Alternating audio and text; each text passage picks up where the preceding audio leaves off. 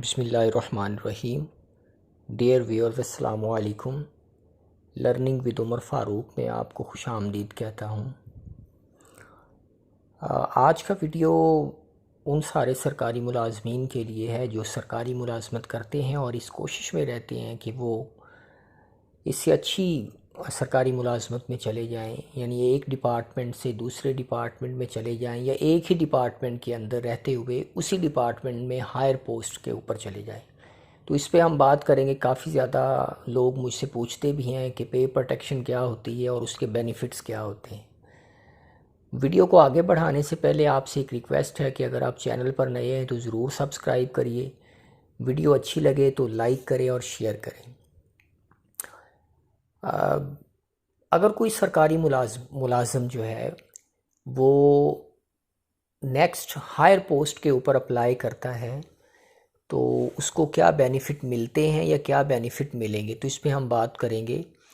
सबसे पहले तो आप ये अपने जहन में रखें कि वो सारे सरकारी मुलाजम जो कॉन्ट्रैक्ट पे काम कर रहे हैं और कॉन्ट्रैक्ट के ऊपर काम करते हुए अगली पोस्ट पे चले जाते हैं, वो कॉन्ट्रैक्ट की पोस्ट हो या वो परमानेंट पोस्ट हो, तो उस पे उसको कोई भी बेनिफिट नहीं मिलता है। यानी कॉन्ट्रैक्ट से जब आप नेक्स्ट पोस्ट के ऊपर जाते हैं, वेदर वो पोस्ट कॉन्ट्रैक्ट की है या परमानेंट पोस्ट है, उसी डिपार्टमेंट में या किसी और डिपार्टमेंट में, तो उसको किसी भी तरह का कोई बेनिफिट नहीं मिलता है। बेनिफिट मिलने से मुराद ये होती है कि एक हम दो चीज़ें लेती हैं।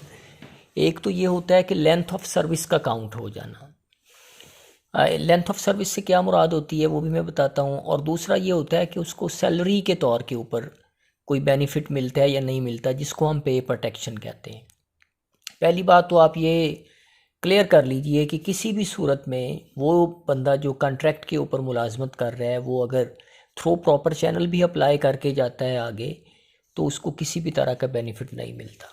अब एक बंदा जो परमानेंट मुलाजमत में मौजूद है, लोअर स्केल के अंदर काम कर रहा है और वो उससे अपर स्केल के अंदर अप्लाई करता है, लेकिन अगर वो कॉन्ट्रैक्ट के ऊपर पोस्ट है, यानी वो काम परमानेंट सीट के ऊपर कर रहा है, लेकिन जब उसको मुलाजमत मिली है किसी और डिपार्टमेंट में या उसी डिपार्टमेंट में ही, तो वो मुलाजमत उसको कॉन्ट्रैक्ट के ऊपर मिली है या उसका जो सर्विस स्ट्रक्चर था उस वक्त वो कॉन्ट्रैक्ट के ऊपर था, तब भी उसको सर्विस का कोई बेनिफिट नहीं मिलेगा क्योंकि वो कॉन्ट्रैक्ट के ऊपर जा रहे हैं।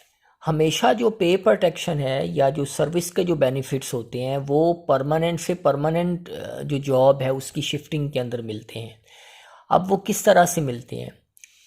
एक बंदा जो है वो परमानेंट सीट के ऊपर काम कर रहा है, मान लें कि वो 9 स्केल में काम कर रहा है और उसकी जो नेक्स्ट सिलेक्शन है वो हो गई है 16 स्केल के अंदर। अब पे प्रोटेक्शन क्या है? अब पे प्रोटेक्शन से मुराद ये है कि अगर वो बंदा जिस पोस्ट में गया है यानी 16 स्केल में गया है, तो 16 स्केल की जो बेसिक सैलरी है उसको देखा जाएगा कि वो कितनी है और 9 स्केल में उसने कितनी देर काम किया। अगर तो 9 स्केल में उसने इतनी देर काम कर लिया है कि उसकी जो बेसिक सैलरी थी 9 स्केल की वो रेज होती होती 16 स्केल की जो बेसिक सैलरी है उससे ज़्यादा हो गई, यानी जो फर्स्ट स्टेज वाली बेसिक सैलरी थी उससे बढ़ गई है 9 स्केल वाली, तो अब ये देखा जाएगा कि वो कितनी बढ़ी है, फिर उसको जाके फिक्स कर दिया जाता है। तो इसको हम कहते हैं कि उसको बेनिफिट्स मिला है, यानी कि सर्विस का बेनिफिट मिला है जो उसने पिछली मुलाजमत में गुजारी है। अच्छा जी, अब अगर ये है कि वो 9 स्केल में जो बंदा काम कर रहा है उसने 4 साल या 5 साल काम किया 9 स्केल की परमानेंट पोस्ट में और उसके बाद उसकी सिलेक्शन हो गई 16 स्केल के अंदर। अब जो 16 स्केल की बेसिक सैलरी होगी वो 9 स्केल से तो पहले ही ज़्यादा होगी, लिहाजा उसको किसी तरह का भी कोई बेनिफिट नहीं मिलेगा पे प्रोटेक्शन के हवाले से। पे प्रोटेक्शन उसी वक्त ही उसको मिलती है जिस तरह से नाम से जाहिर है पे प्रोटेक्शन, यानी जो बेसिक सैलरी है अगर वो एक स्केल की बढ़ते बढ़ते जिस नए स्केल में वो बंदा जाना चाहता है उसमें जब गया तो उसकी बेसिक सैलरी से वो ज़्यादा हो गई है, तो अब जो सैलरी उसकी ज़्यादा होगी उसको कभी भी कम नहीं किया जाएगा, वो वहाँ पर प्रोटेक्ट हो जाएगी। और फिर ये देखा जाएगा कि वो किस स्टेज के ऊपर जाके उसको फिक्स करते हैं, पहली स्टेज पे, दूसरी पे, तीसरी पे या चौथी पे, वो फिर सैलरी के हिसाब से होता है कि वो बेसिक सैलरी कितनी आगे चलेगी, फिर वहाँ पे जाके 16 स्केल की या जिस स्केल में भी वो गया है उसकी सैलरी को वहाँ पर फिक्स कर दिया जाता है। इसे हम कहते हैं पे प्रोटेक्शन का मिलना। अच्छा, एक सरकारी मुलाजिम जिसको लेंथ ऑफ सर्विस मैंने अभी कहा था कि एक सरकारी मुलाजिम एक डिपार्टमेंट में काम कर रहा है और उस डिपार्टमेंट में उसने 4 या 5 या 7 साल गुजारे हैं, फिर उसके बाद उसने थ्रू प्रॉपर चैनल अप्लाई किया एनओसी लेके और वो एक नए डिपार्टमेंट में चला गया या उसी डिपार्टमेंट की किसी हायर पोस्ट के ऊपर चला गया। अब याद रखिए, वो सरकार का मुलाजिम जो है वो 7 साल या 5 साल पहले ही हुआ था, उसकी वो कंटिन्यूटी को तो गिना जाएगा, लेकिन जिस डिपार्टमेंट में वो गया या जिस पोस्ट में गया है वहाँ पर वो शुरू से ही उसकी जो है ना सीनियरिटी को काउंट किया जाएगा। ये नहीं होगा कि वो 7 साल जो है उसको शामिल करके उसको 7 साल उस डिपार्टमेंट में सीनियर कर दिया जाएगा, ऐसा नहीं होता। जिस डिपार्टमेंट में वो गया है वहाँ पर उसकी सीनियरिटी बॉटम लाइन के ऊपर ही आएगी। हाँ, अलबत्ता जो पे प्रोटेक्शन होती है या सर्विस बेनिफिट होते हैं वो हमेशा तनख्वाह की सूरत में मिलते हैं।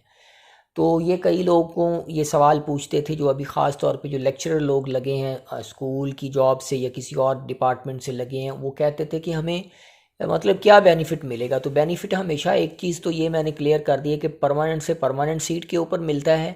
दूसरा उस वक्त बेनिफिट मिलता है कि जब आपकी जो बेसिक सैलरी है वो लोअर स्केल वाली बढ़ चुकी है, जिस स्केल में आप गए हैं उसकी बेसिक सैलरी से बढ़ चुकी हुई है, तब आपको जो है ना तनख्वाह के अंदर बेनिफिट मिलेगा।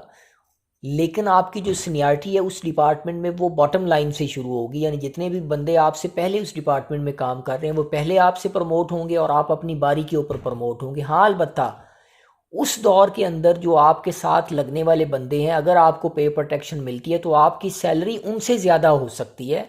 वो भी डिपेंड करेगा कि आपको पे प्रोटेक्शन या आपको वो बेनिफिट मिलते हैं या नहीं मिलते हैं, उसको देखा जाएगा। ये उम्मीद करता हूँ कि ये जो एक दो बातें थी इस हवाले से, सर्विस के हवाले से, वो आपको समझ आ गई होंगी। आपके जहन में कोई भी सवाल हो या कोई तस्सीह करना चाहती हो तो आप बिला झिझक मुझसे पूछ सकते हैं। कोशिश करूँगा जितना मुझे पता हुआ मैं आपको क्लैरिफाई करूँ। वीडियो पसंद आए लाइक करें, शेयर करें, चैनल पर नए हैं तो ज़रूर सब्सक्राइब करें। Thank you.